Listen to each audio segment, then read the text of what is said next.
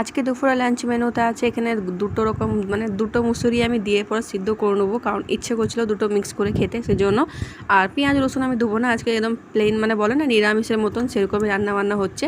তো এখানে দেখে নাও, ওখানে মুসুরিগুলো দুটোই সিদ্ধ করে নিয়েছি, তার সঙ্গে টমেটো লঙ্কাও কেটে নিয়েছি। আর এখানে হবে আজকে ঝিঙে আলু পোস্ত। তো এখানে ঝিঙেগুলো কেটে একদম ধুয়ে রেখে নিয়েছি, পাশে প্রেশার কুকারে আলুটা সিদ্ধ হচ্ছে।